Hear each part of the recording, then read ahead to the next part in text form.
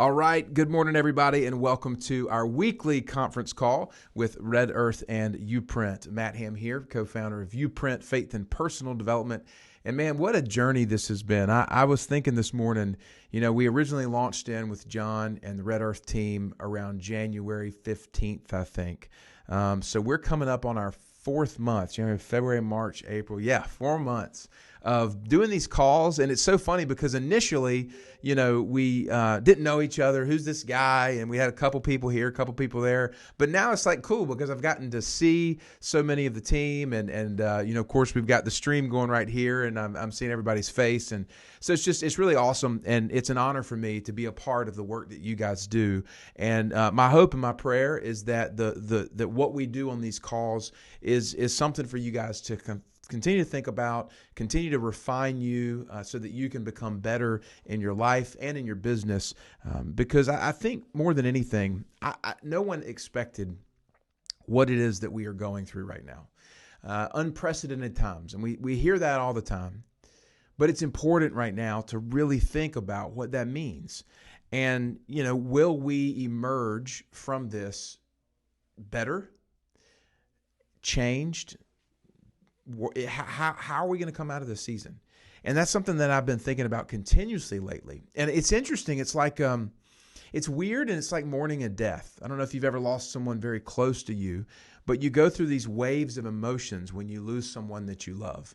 Initially, there could be great sadness. There could be anger.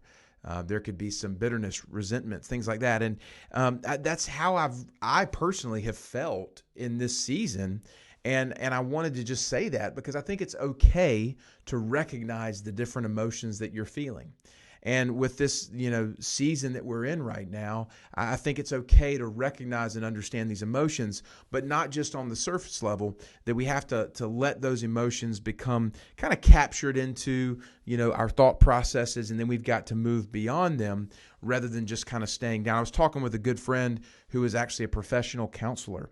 And he's got all his doctorates or MBAs, whatever, all that kind of stuff, his masters and so forth in counseling.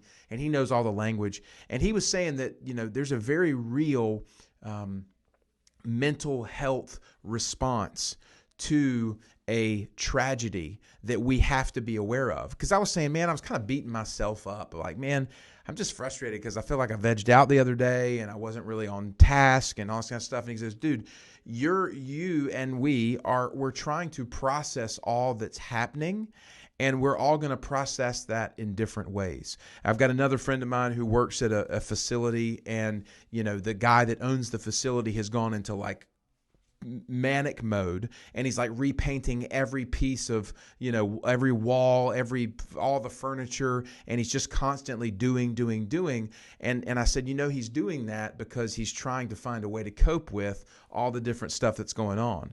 And so I say all of that to say the reason for diving into that is I think we need to pause for a minute and understand that all of us have responded in different ways to what it is that we've seen. Some of us maybe have gone into hyper-focused like doer mode. Some of us have kind of retreated. Maybe we feel kind of a little bit apathetic or sad or angry or frustrated. And what happens in those moments is we start to look at everybody else and we expect them to respond how we respond. And that's where the problem happens.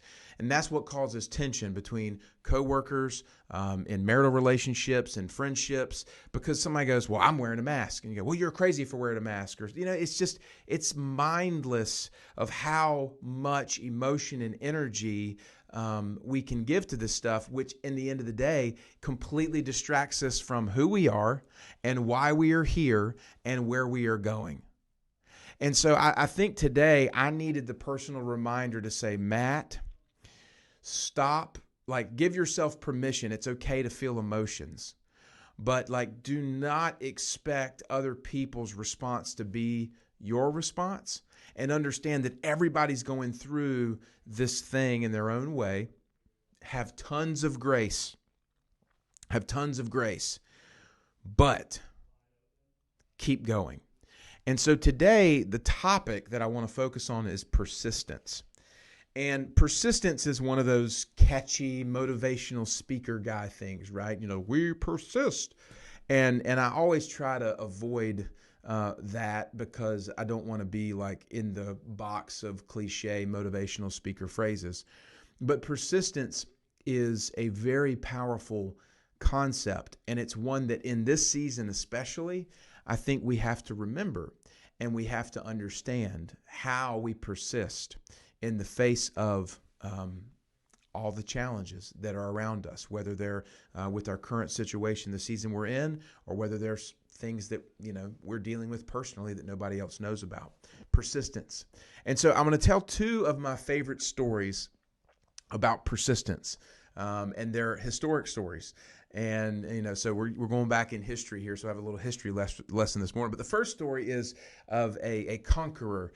This gentleman was named Hernan Cortez. He was a conqueror. Back in the 1500s, that was like a title that someone would have. Now we have doctors and dentists and bakers. In the 1500s, there was somebody who was to be a conqueror, right? This is what they do. They go and they conquer new territory. And Cortez sailed across from Spain, and he sailed across the entire ocean, which in and of itself in those tiny boats was crazy, but they were looking to conquer new land. And they ended up landing in Cuba and, talking with indigenous folks, all this kind of stuff. They ended up making their way over to the shore of Mexico.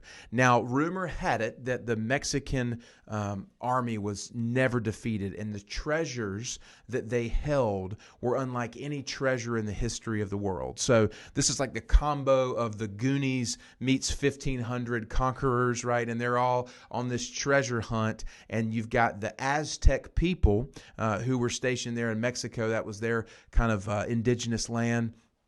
They had held this treasure for hundreds of years. No one had ever defeated the Aztec army and taken their gold, their treasure. And Cortez was set on doing that. And you may have heard this story before. It's one that, I've heard a couple of times, but it's a very cool concept. So when Cortez and his men landed their ships on the shores of Mexico, he got the entire army together, and he gathered them around, and they were expecting, that great speech about strategy or how we're going to do this. And he looked at all of his men, and he told them 3 words that changed history. Cortez looked at his men and he said, "Burn the boats." Burn the boats.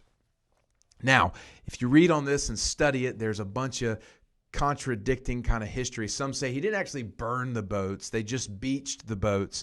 But the point being is they destroyed their only possible escape route. So you go to a new land, the only way back home is the boat that you came on, right? And he gets there and he says, "Burn the boats." Well, something interesting happened. They actually won. They actually took the Aztec treasure for the first time in history. They succeeded at their endeavor. Now, a lot of motivational speakers will use this and say, burn the boats, and no retreat, and it's about effort and striving. But, I think that can be a little bit misleading because the strength of man will always fail.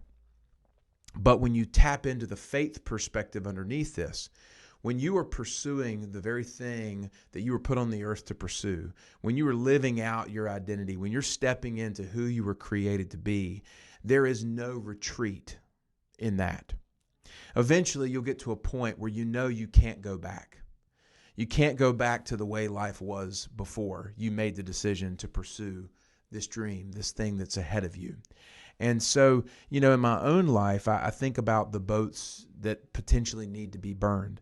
And there's a lot of people, unfortunately, that are living by an incredible number of excuses as to why they don't pursue their dreams, why they don't step in, why they lose their motivation, or why they, all these different things that can kind of keep us down.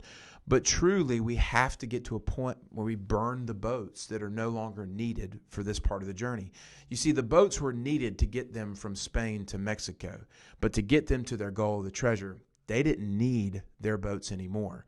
If they were going to be successful, they would have the boats of the Aztecs in order to be able to travel back. And so it's a really powerful concept. And so the first thing that I want to kind of land on today is burn the boats. And I would challenge everybody to grab a pen and grab a paper and maybe start to think about some of the boats in your life that are keeping you with an escape plan. You know, I think a lot of folks don't really achieve their own greatness because they, well, if that doesn't work out, then I'll do this. Or if that doesn't work out, we have all of these contingency plans in our lives that we fall back on if something doesn't work. And, you know, for me in my own life a couple of years ago, I mean, I was a very successful insurance agent, had a great agency, 1,000 families did their insurance. I was pretty cushy, honestly. I mean, I was working 30-ish hours a week, you know, making six-figure income. I mean, it was all kind of good. I was able to do the work that I wanted to do, but I knew that that wasn't fulfillment for me. I knew it was not the best version of Matt Ham. It was a version I had settled for, and it was a season that was very profitable. It provided for the next season ahead, but I knew that the Lord was calling me to burn the boats, and one of the boats was kind of the way I'd always done it, that corporate career. And so when I walked away from, you know, that kind of situation, I mean, I didn't realize how good I had it. I didn't realize how much I had taken it for granted. I didn't realize how trapped I was to that way of life, you know, and didn't even know it until I walked away from it and I saw that there was so much more ahead. But you see, the problem is when I left, my boss looked at me. He said, "Hey, man, if you ever want to come back, you're welcome." And I said, "Man, I appreciate that, but I'm not coming back." Because I knew that once I left, that boat was burned. And that's been hard, really hard, because there's been times in this season of starting a new business and trying to launch all the different ventures that we're doing and, you know, just discouragement where I'm like, man, I could go back and just get that income again and build that thing up again. But I know that I'd be sacrificing my very self to do that. And so this concept of persistence is so essential because you have to burn the boats that are giving you an excuse not to move forward. And so I don't know what those are for you, but the boats have to be burned. Maybe the boats represent, you know, like the opinions of family members. Maybe it's a spouse or parent or friends, or maybe it's just whoever. Maybe there's somebody in your life that's telling you, "Oh, you can't do that. You shouldn't do that. You know, you should probably just do this." And there's these voices and this noise that they're boats that need to be burned. You know, there's toxic relationships and there's toxic thought patterns and there's tons of information that is trying to keep you from stepping into who it is that you were called to be and what it is that you were called to do. And you've got to burn those things down. You cannot give them the time and energy. Right now, one of the things that I'm having to burn down in my own life is, good gracious, just all the political banter and all of the social media nonsense. I mean, there's so much vying for the attention that's constantly trying to get my focus over here that keeps me from doing what it is that I've been called to do over here. And at some point in time, you got to wake up and you got to say, what am I here for? Am I here to be plagued with fear and worry and try to figure out who's right, who's wrong, what's going on, and all this kind of stuff? Or am I here to move toward the direction of why I'm on the earth? That's why I'm here. I'm moving forward. And so, burn the boats. What are they? And get busy with removing any and all excuses. The next story that I want to share is the story of Joshua Chamberlain, and this is the Battle of Round Top Gettysburg. So Joshua Chamberlain was a school teacher up in Maine, and when the Civil War broke out, they started accepting people to come and fight for the Union Army, and Joshua Chamberlain was the second man to enter the recruitment station, and so therefore he was a major. You know, the first guy that walks in the door, hey, our colonel's here. The next guy, there's a major. That's just the way that it happened.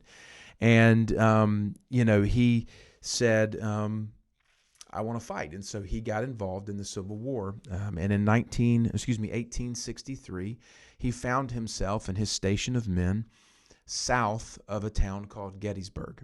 And it was the second day of the Gettysburg battle, and the Union forces had taken a pretty heavy beating on day one. The Confederates were really kind of starting to take the charge. And the interesting piece is that Chamberlain and his men were kind of recouping, and they were at the south end of town. And so if their line fell, if they were defeated, then the Confederates would have an entryway through the south to Gettysburg. And so they knew that they could not lose. They knew that they could not let this hill fall. And they were fighting against the 15th Alabama. And so the Alabama Confederates, they had that rebel yell. They would scream, and they would come charging up this hill, and they would fire upon Chamberlain and his men from Maine. And Chamberlain and his men had taken significant losses. And you had thousands of Confederate soldiers. They would fall back down the hill. They would reform, and they would recharge again with that rebel yell and firing the bullets. And Chamberlain and his men are just trying to hold on. And all of a sudden, Chamberlain's main commander comes to him and says, "Sir, we are out of ammunition." And Chamberlain says, "Take the ammunition from the dead and the wounded." And he said, "Sir, we already did that. We are out." And all of a sudden they heard the Confederates kind of, reforming, and they started that rebel yell again. And Chamberlain said something that transformed not only the history of that war, but the history of our world. Chamberlain looked at his men and he said, "Fix bayonets." What he was saying is put your sword on your weapon and fight. And the men could go, "Well, yeah, but there's thousands of them and only 100 of us. They have guns and we have swords." And he said, "Fix bayonets, and I want you to perform what they called a great right wheel." And it's where the men line up and they swing like a hinge to kind of close in upon the enemy. And they said, "Sir, you are crazy." And he said, "Charge." And Chamberlain jumped up over this wall, and he charged down the hill and into history books. He actually won a Medal of Honor for his bravery that day, because 100 of Chamberlain's men took over more than 1,000 of the enemy. And the little round top did not fall in the Battle of Gettysburg. But here's the interesting thing. There was a story of a private who was guarding like 20 rebel soldiers with his gun. And Chamberlain walked by him, and the private whispers in his ear, and he said, "I don't have any ammunition in my weapon." And Chamberlain looked back and said, "Don't let them know that." Right? So it was powerful to see how these men, 100 men, took over more than 1,000 of the enemy. But what's really cool about this is historians say that if the South had won at Gettysburg, it would have changed the tide of the war. And if the South would have won the Civil War, that we would not be the United States of America. It would look more like Europe with a bunch of divided kind of, countries. You'd have kind of like the Northeast and then the whatever. And so what you see then is the action that was taken by Chamberlain had a ripple effect into history, what they call a butterfly effect. And it changed this event, that changed that event, that affected that event, so that when Hitler and the Japanese decided to attack in World War II, the United States of America was a powerful enough country to be able to fight a war on 2 continents and bring victory. And so what's crazy to think, and why we should continue to persist, is because there are forces behind and around and in our lives that are going on that we can't even possibly understand. And we must live out that thing that God has placed inside of us and keep going forward, because it literally can and will change the course of history, not only for our lives, but for the lives of those around us. And if we're courageous enough to do this, we have a protective force, I believe, that surrounds us. Because Chamberlain later became the governor of Maine, and he got a letter from a member of the 15th Alabama. And he said, "Sir, I'm writing to you today about a story during the Battle of Round Top Gettysburg. Twice during that battle, I had you square in my aim." You see, this soldier for the rebels, for the Confederate Army, had snuck around the back behind a tree. And he said he saw Chamberlain standing on this rock formation, and he knew that he was the major because of his decorative pattern on his clothing. And he said, I thought to myself, if I can take that man, their leadership will be gone and we can win. And he said, no one knew I was there. And he said, sir, I raised my weapon, and I had you in my aim, and something compelled me not to shoot. And he said, I laid there in the dust of war, and he said, I felt so consumed with guilt that I had not been courageous enough to pull the trigger. So I picked my gun back up, and I took aim square on you, and I couldn't fire the weapon.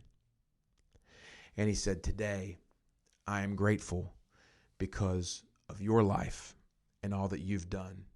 Yours sincerely, a member of the 15th Alabama. You see, Chamberlain had no idea that he had a protective force that day, that I would say and believe the Lord was watching over him, because there was a divine purpose on his life for him to stand up and persist in that moment of difficulty. And so today, as we navigate our own moments of difficulty and the challenges that we face, I just kind of plead with you, as I need to plead with myself, as this is a moment of persistence for us. This is a moment to stand back up. This is a moment to be like Rocky Balboa, as we say. Rocky just kept on getting back up. So we've got to keep getting back up. We've got to keep moving forward. We've got to burn the boats of the things that are keeping us from stepping into who we are and what we're here to do. And we've got to be courageous enough to charge against all odds against an enemy that seems to be inconquerable. And so I share those two stories with you guys today as hopefully a little bit of fun and a little bit of inspiration and encouragement, so that we would all continue to persist and step into what is ahead and not get plagued with the frustrations of maybe where we are in the moment and the things that we can't see that are happening. So that wraps up today's call. Let me hit, anybody needs to reach out, never hesitate. Matt at uprint.life, 910-619-4644.